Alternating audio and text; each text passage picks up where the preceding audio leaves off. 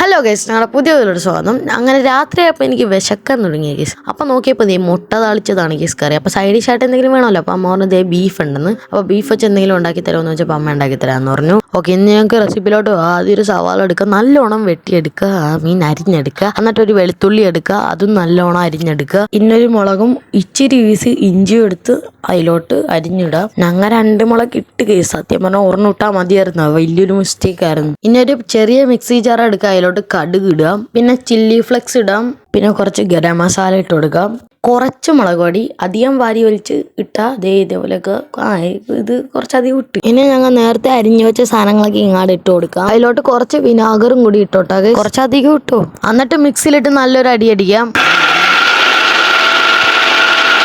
അപ്പോൾ അത് ഈ ഒരു പരുവത്തി കിട്ടും. ഇനി ബീഫൊക്കെ എടുത്തൊരു കുക്കറിലിട്ടിട്ട് ഞങ്ങൾ നേരത്തെ അടിച്ചു വെച്ച മസാല ഇതിലോട്ട് ഇട്ട് കൊടുക്കാം. എന്നിട്ട് ഇത് കുറച്ച് ഉപ്പും കൂടി ഇട്ടിട്ട് നല്ലോണം ഒന്ന് മിക്സ് ചെയ്തെടുക്കുക. എന്നിട്ട് ഒന്ന് വേഗം വെക്കുക. അപ്പോൾ ഈ ഒരു പരി പോകും ഗൈസ്. അത്യാവശ്യം എന്ത് ചെയ്യുമ്പോൾ അതിൽ കുറച്ച് വെളിച്ചെണ്ണയും കൂടി ഇട്ടിട്ട് നല്ലോണം ഒന്ന് ഇളക്കി കൊടുക്കും. സോ ഇതാണ് ഗൈസ് ഡിഷ്. നിങ്ങൾക്ക് ഇതിൻ്റെ ഒപ്പം ചോറോ പൊറോട്ടയോ ചപ്പാത്തി എന്തുണ്ടെങ്കിലും കൂട്ടാം. എന്തായാലും അടിപൊളിയാണ്. സോ എന്തായാലും ബൈ.